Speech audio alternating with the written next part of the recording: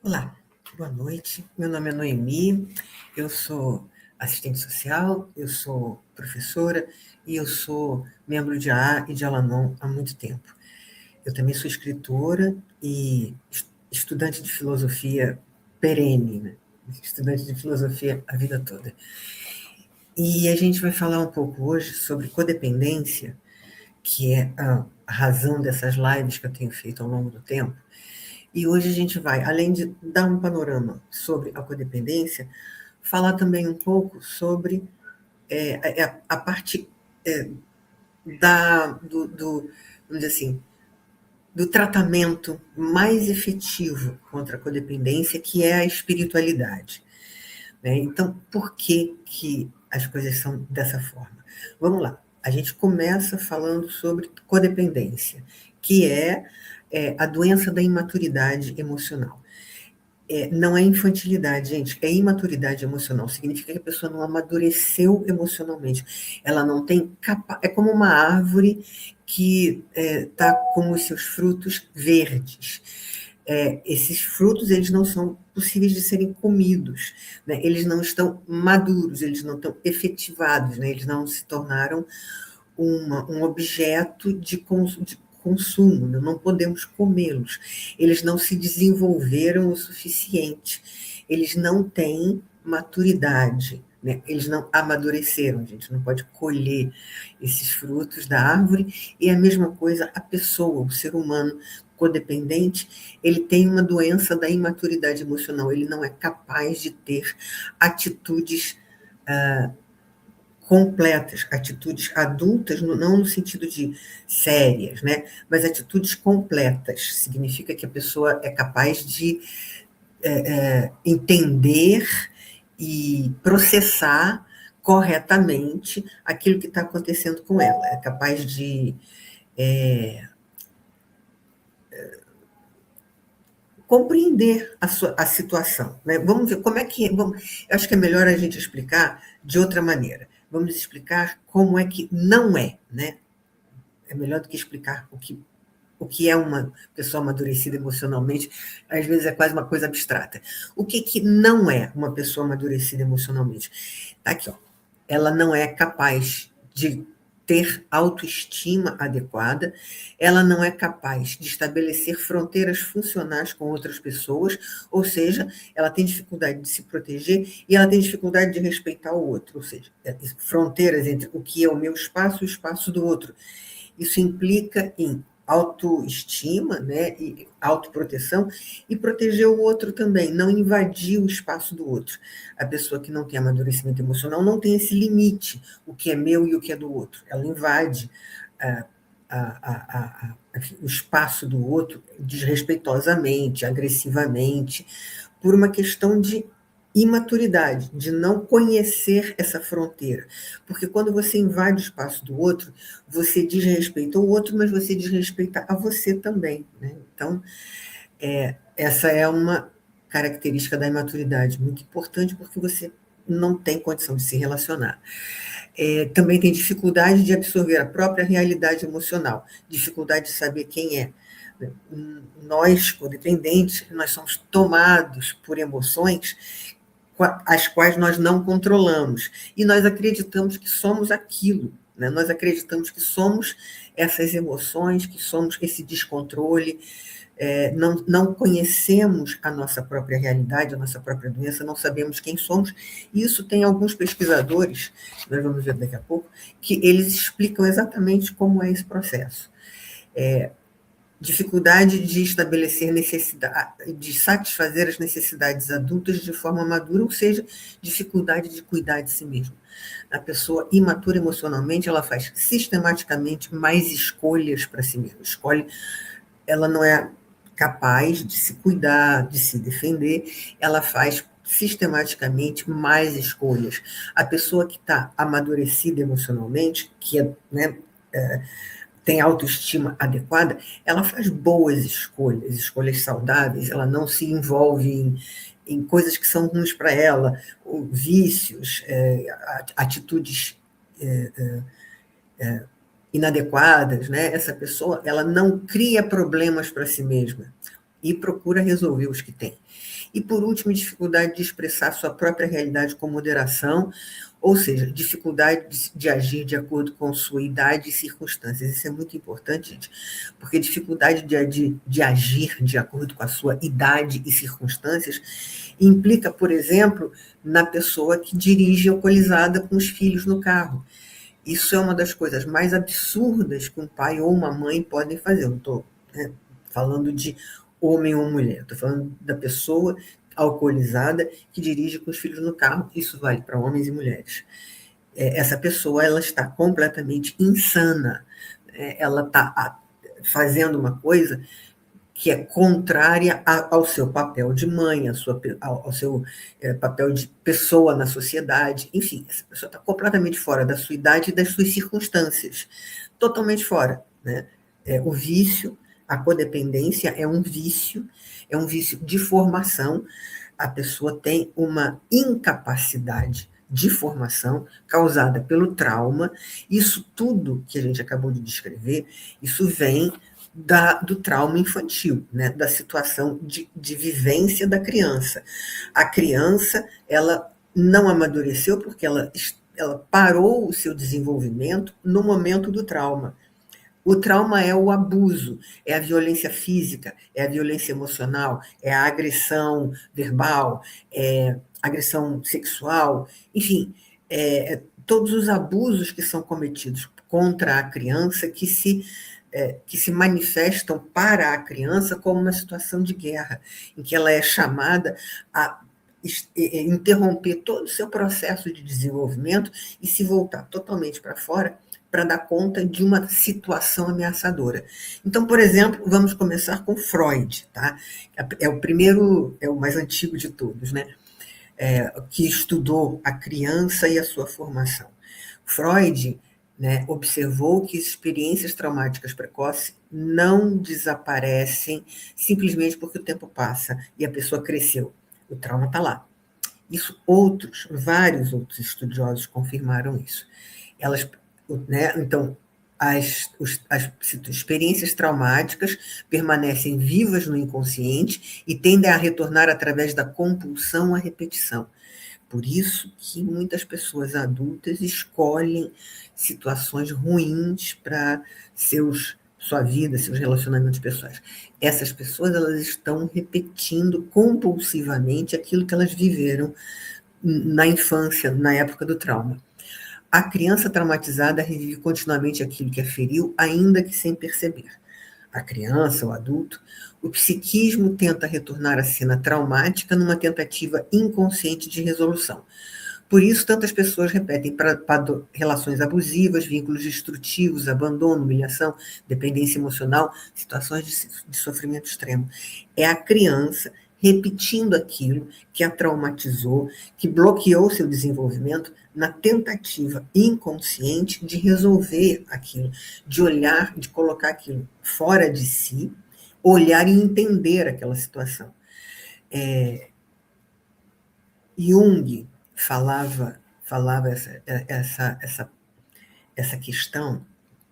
Jung ele ampliou a compreensão do trauma, observando a fragmentação interna produzida pelas situações emocionais da infância, traumáticas, né? E a criança escreve que a criança traumatizada desenvolve complexos emocionais profundos que passam a organizar sua percepção da realidade. Então, a criança emocionalmente imatura e traumatizada, que é todos nós codependentes, essa criança ela vai olhar a vida de acordo com aquilo que ela viveu e não de acordo com o que a vida realmente é. Ela só vai ver aquilo que ela viveu, porque foi aquilo que ela aprendeu, e normalmente a criança traumatizada ela não tem condições de avaliar a sua realidade, perceber a sua doença e se tratar. Ela vai buscar situações repetidas para ver essa realidade. E Jung fala, né, que confirma a repetição, né, afirma que essas pessoas vivem afastadas do seu próprio centro psicológico, que implica em não se amar, não saber se cuidar, não saber se defender, não saber se comportar adequadamente, de acordo com a sua idade e circunstâncias. essa é uma das mais graves, apesar de parecer né, uma afirmação simples, não saber se comportar de acordo com a sua idade e circunstâncias, isso parece o que será isso? Né? Parece uma coisa simples. Essa é das mais graves consequências do trauma infantil. A pessoa não sabe agir de acordo com a sua idade, ela continua agindo como uma criança imatura, ela não amadureceu, então ela continua agindo como uma criança imatura. E não sabe se comportar, por exemplo, como esse exemplo que eu dei. Né? A pessoa que não sabe se comportar como pai ou mãe, e não sabe se comportar como pai ou mãe, não apenas só quando dirige, mas na rotina, no dia a dia, tá? E repete aquilo que ela viveu, ela repete com os próprios filhos. Mas voltando aqui a Jung, ele fala o seguinte: essas crianças, né, traumatizadas, elas se tornam excessivamente adaptadas às exigências externas, ou seja, um outro autor, o John Bowlby, ele fala que você cria não é Bowlby, o Bowlby fala outra coisa, é o Winnicott que fala que você cria um falso self, você cria uma personalidade de resposta.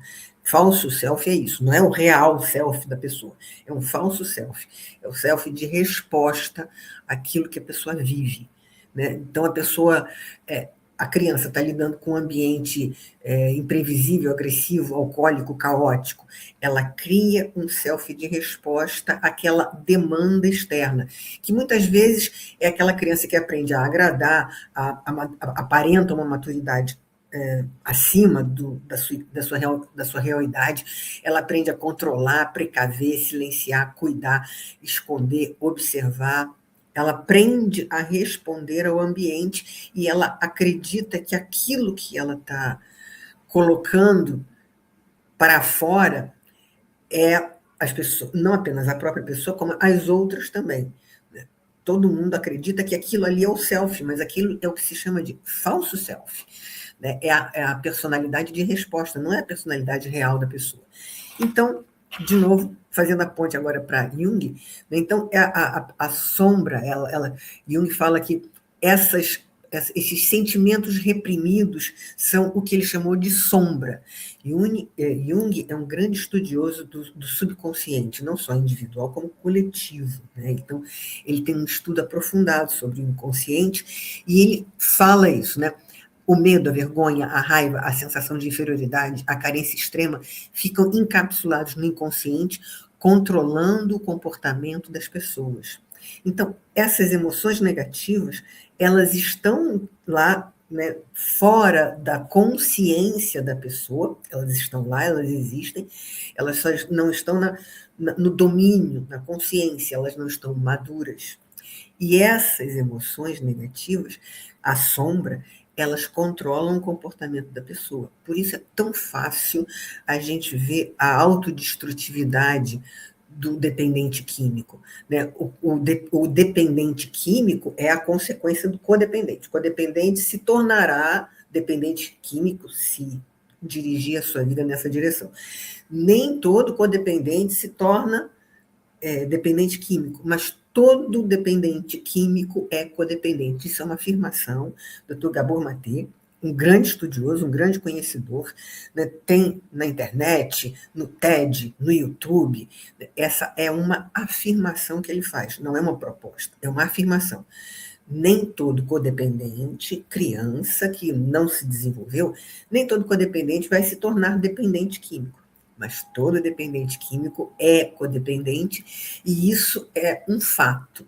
Isso é um fato. E o codependente e o dependente químico, eles têm a vida deles, ela é dirigida por essa sombra, porque a sombra não foi processada. Da mesma forma que Freud falou, a pessoa vai repetir até esclarecer aquilo que não tinha esclarecimento. E Jung afirma a mesma coisa. O inconsciente vai dirigir as atitudes da pessoa, a personalidade da pessoa, a personalidade aparente da pessoa, até que ela se trate de alguma forma e possa modificar esse processo. Então, ele também afirma que a criança aprende a pensar excessivamente porque sentir se tornou perigoso. E o intelecto passa a funcionar como proteção contra o colapso mental. O adulto parece lúcido, inteligente ou controlado, mas internamente encontra-se fragmentado, ansioso e profundamente desconectado de si mesmo. Isso, gente, eu sou testemunha, né, disso que eu acabei de ler. Eu era uma pessoa completamente desconectada de mim mesma, incapaz de dominar os processos mais simples do desenvolvimento humano.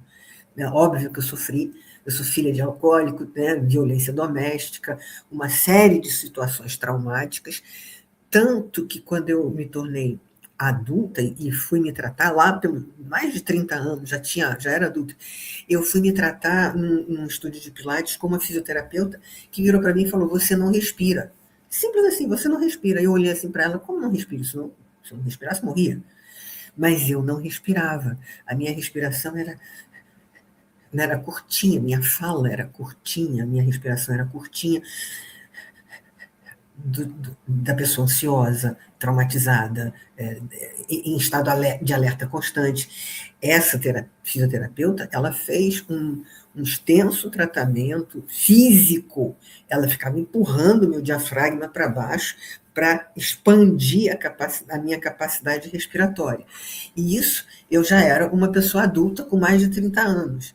Então, o corpo ainda estava respondendo da mesma maneira do que a criança de 6 anos que viu o pai ameaçar matar a mãe. Então, o corpo parou, né, o seu amadurecimento emocional interrompido fez com que o corpo ficasse. Isso também é, é estudado amplamente. Bessel van der Kolk, ele demonstrou que o trauma não permanece apenas na memória psicológica, ele reorganiza o corpo inteiro. A pessoa traumatizada, ela tem um corpo rígido, ela não tem flexibilidade, ela não respira direito, ela não pensa adequadamente, ela não tem um processo de pensamento e conclusão lógico adequado, ela é hiperracional. Mas isso não quer dizer que ela pense racionalmente. Ela é hiperracional por necessidade, né? Mas ela não tem o raciocínio amadurecido. Ela tem um raciocínio efetivo, mas não um raciocínio amadurecido. Então, o Bessel, ele fala que o estresse pós-traumático está principalmente no ambiente cotidiano, muito mais do que nos veteranos de guerra. Porque ele estudou os veteranos de guerra, e dali você mapeia a pessoa antes, durante a guerra e depois da guerra, traumatizada. Então, ali você mapeia exatamente dessa pesquisa, né, e da criação do nome estresse pós-traumático, ele foi buscar extensamente. Existem clínicas nos Estados Unidos que trabalham com o estresse pós-traumático por todo o país, né, que seguem o método que ele estabeleceu para o tratamento do estresse pós-traumático, porque ele pesquisou extensamente e ele viu que o estresse pós-traumático está principalmente no ambiente cotidiano. O sistema nervoso da criança traumatizada aprende sobrevivência contínua, o organismo passa a funcionar em hipervigilância, congelamento, explosão emocional, perde a sensação de segurança. Por isso, as pessoas traumatizadas, elas nunca conseguem relaxar verdadeiramente, o corpo está todo enrijecido. E a partir dessas observações, ele criou as clínicas que se espalharam pelo país inteiro, né? Porque elas têm uma resposta efetiva a essa pessoa com esse corpo traumatizado. Então, a pessoa que está em estresse pós-traumático, ela pode até compreender determinadas situações racionalmente, mas o organismo continua reagindo com medo, ansiedade ou desorientação emocional. Por isso que as pessoas têm pesadelos, né? Elas se assustam com explosões, porque o corpo está traumatizado, né? Ele está em estresse pós-traumático. E, gente, isso é a formação da codependência. A pessoa não amadureceu, não sabe cuidar de si, não sabe se relacionar, enfim, não tem capacidade de viver a vida, ela é imatura para viver a vida, ela não tem completude emocional para lidar com a vida né, com tranquilidade.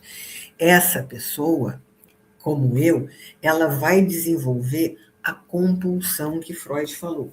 Ela vai ser, independente de ser dependente químico ou não, ela será uma pessoa compulsiva atrás de respostas para os seus problemas. Né? O subconsciente, ele quer entender aquilo que traumatizou. Então, eu fiz isso, né? Eu repeti até entrar em recuperação. Eu repeti situações confusas, independente da situação externa, tá, gente? O externo, às vezes, não era nem tão confuso, mas a minha forma de me relacionar com a situação era confusa e não era sólida. Então, a situação comigo se tornava caótica. Não porque ela fosse caótica em si, mas porque eu era um elemento caótico dentro da situação. Isso significa que eu não sabia me relacionar no meu trabalho, com a minha família, nos relacionamentos pessoais.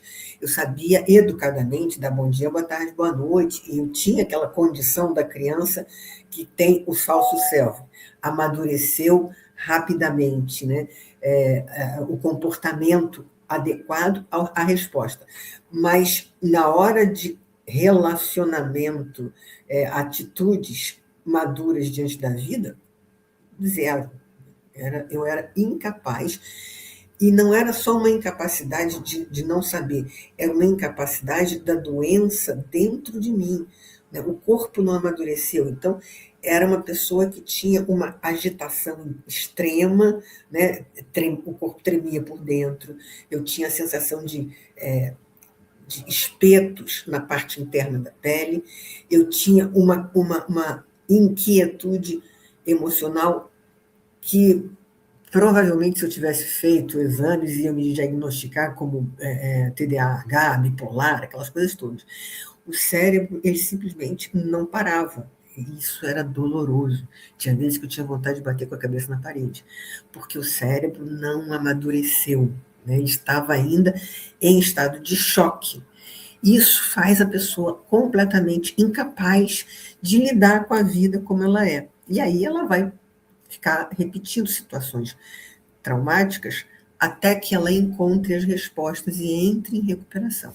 E aí é que entra aquilo que eu falei para vocês, que eu ia falar com mais atenção hoje, né?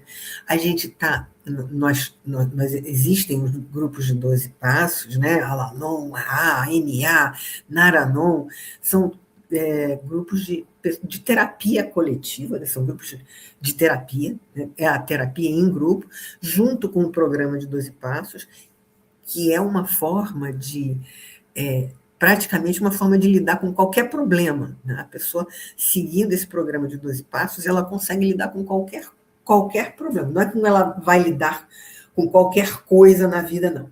Mas se você usar o programa de 12 passos, para a maioria das coisas, ele resolve a maioria, ajuda a pessoa a resolver a maioria dos problemas.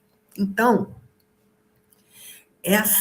esse processo é o processo de amadurecimento emocional. Entrar em recuperação, participar de terapia de grupo, aprender um programa de comportamento que vai corrigir as dificuldades. Esse é o processo, né, do tratamento, não é da cura, mas é do tratamento e da interrupção da ação do trauma. E todos esses processos, né, os programas de 12 passos, grupos de AA, de Alanon, todos eles têm uma coisa chamada poder superior. Porque a doença da imaturidade, ela vem com uma questão muito profunda, que é a imaturidade espiritual. Por isso que os alcoólicos dizem que a doença deles é física, emocional e espiritual. E é verdade, a codependência é um impedimento de maturidade física, o corpo está todo tenso, é um impedimento de emocionalidade, é um impedimento de maturidade emocional, a pessoa age como a criança traumatizada, e é um problema de imaturidade espiritual. a dor, a sombra, todas aquelas coisas que conduzem o comportamento da pessoa, né? Aquelas coisas que estão ali dentro do inconsciente, trabalhando e conduzindo o pensamento da pessoa. Então, a pessoa que tem a imaturidade emocional e ela é codependente, ela sofreu traumas de infância e ela não amadureceu, ela não se ama, ela não sabe se cuidar, ela não sabe respeitar a si e aos outros, ela não sabe se comportar, né, como pai, como mãe, como profissional. Essa pessoa que tem esse falso self, essa pessoa é uma pessoa que sofre profundamente, sente muita dor. Muitas vezes ela age de uma maneira que parece que não, parece porque ela aprendeu. Esse falso self é um self de defesa, né? Ele é a resposta da pessoa à demanda externa, a forma como ela vê o mundo.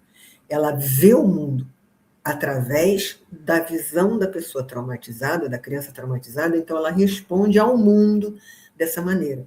E essa criança responde ao mundo com um interior de sombra, né? Com um interior de raiva, né? De agressividade, de arrogância, de controle, domínio, manipulação, tudo aquilo que está guardado lá dentro e que não foi processado e amadurecido. E a espiritualidade, então, é uma das, é uma das coisas mais importantes, né, no tratamento da doença da codependência. O que é espiritualidade? É ver a vida como ela é. Ela vê a realidade, não é a vida como ela é, que parece ter né, título de novela, mas enxergar a realidade como ela é, sem essa projeção de forças negativas, de sentimentos, sem o controle da sombra sobre si. A sombra está controlando o comportamento da pessoa, inclusive porque ela não sabe fazer diferente. E só aprendeu isso. Então, uma das coisas que a pessoa tem que fazer, terapia, frequentar grupos adequados de 12 passos, é também reconhecer um poder superior a si mesmo. Esse poder superior, gente, ele está em toda parte, tá? Não é apenas Deus como você o concebe. Há poderes superiores em toda parte. Você tem o seu governo, você tem o seu país, você tem os seus costumes, a sua época, o seu tempo. Todos esses são poderes superiores. A pessoa, ela raramente é capaz de ultrapassar essas partes do cotidiano, essas partes da vida. Então, a vida está cheia de poderes superiores e a pessoa vai entendendo isso ao longo do tempo de recuperação, ela vai entendendo isso até chegar a verificar efetivamente o poder superior, conforme ela o concebe, ou seja, há um poder superior a nós, a nossa vida, as nossas circunstâncias, né? Existe um Deus, de acordo com a concepção de cada um, mesmo que esse Deus seja mesmo que a pessoa seja agnóstica, não creia, não tenha nenhuma religião, existe apenas uma força maior do que as forças da vida em si. A pessoa pode chamar como quiser, né? Inteligência universal, universo. O que importa é que a gente possa reconhecer, e isso é extremamente importante e de extrema sanidade, a pessoa reconhecer que ela não é o centro do universo, existe um poder superior e a vida não é como ela vê, como ela acha que é. Né? A vida é uma outra coisa que ela tem que aprender, que ela tem que descobrir, né? E que é, muitas vezes, muito melhor do que ela pensou que era. Então, gente, estamos chegando ao fim da nossa live. Convido a todos que quiserem aprofundar essa experiência, esse conhecimento, a irem na bio do meu Instagram, Recuperação do Alcoolismo. Tem o link da minha página no Google com um e-book sobre codependência, né? As características da codependência. A pessoa só lendo aquilo já vai identificar uma série já vai ver uma série de informações que vão ajudá-la, né? Então, é só ir lá no arroba recuperação do alcoolismo, o link está na bio, né? O link dessa página que tem esse e-book disponível, gratuito. Convido vocês a irem lá e a voltarem semana que vem, quinta-feira, 19h30. Ok? Vamos falar mais sobre a recuperação. Um grande abraço, um grande beijo, boa noite a todos e até semana que vem, se Deus quiser. Boa noite.